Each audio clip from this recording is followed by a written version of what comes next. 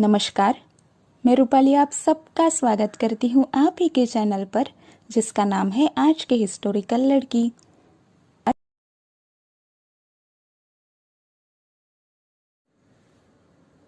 अब यह देखते हैं कि रोज के व्यवहारिक जीवन में साक्षी भाव होने की जरूरत है या नहीं।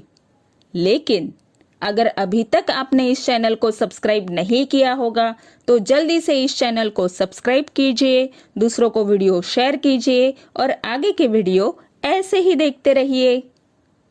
हम पहले शारीरिक दृष्टि से अलिप्तता देखते हैं। मान लीजिए दो बच्चे जुड़े हुए पैदा हुए तो उनका जीवन कैसा होता है? एक साथ बैठते हैं, एक साथ उठते हैं, एक साथ चलते हैं, एक साथ ही सोते हैं। क्या यह जीवन उन दोनों बच्चों के लिए कंफर्टेबल है? बिल्कुल नहीं। फिर उनकी सर्जरी करके उन दोनों को अलग किया जाता है।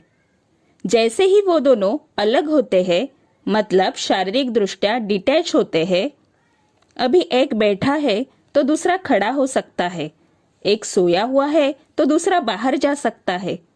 मतलब शारीरिक दृष्टि के बारे में विचार किया जाए तो डिटैचमेंट की वजह से हम अधिक खुशहाल जीवन जी सकते हैं।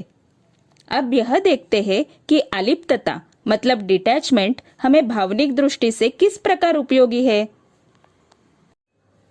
अटैचमेंट मतलब लगाव और डिटैचमेंट मतलब अलिप्तता। अगर मनुष्य भावनात्मक रूप से अटैच है तो एक नाराज है तो दूसरा भी नाराज है, एक उदास है तो दूसरा भी उदास है, एक दुखी है तो दूसरा भी दुखी। यह दो मनुष्यों के मन की स्थिति पूरी तरह से अटैचमेंट की है। लेकिन अगर यही मनुष्य इमोशनली डिटैच हो तो एक मनुष्य नाराज है तो दूसरा शांत है, एक दुखी है तो दूसरा उतना ही इमोशनली स्ट्रांग है, एक उदास है तो दूसरा खुश है। इस स्थिति में जो मनुष्य खुश है, इमोशनली स्ट्रांग है, शांत है, वह दूसरे मनुष्य को दुख से, उदास भावना से, नाराजी से बाहर निकाल सकता है। अटैचमेंट मतलब मैं और सामने वाला व्यक्ति, यह दो अलग अलग लोग हैं, यह पूरी तरह से मान्य करना। डिटैचमेंट में सामने की परिस्थिति और उससे जुड़े लोगों की स्थिति को समझकर सामने आए प्रश्नों के उत्तर ढूंढे जाते हैं।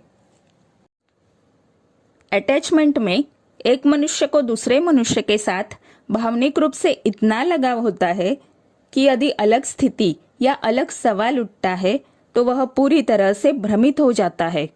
वह परिस्थिति या लोगों को समझने के बजाय अपने स्वयं के अनुभव से सब कुछ हैंडल करने की या संभालने की कोशिश करता है।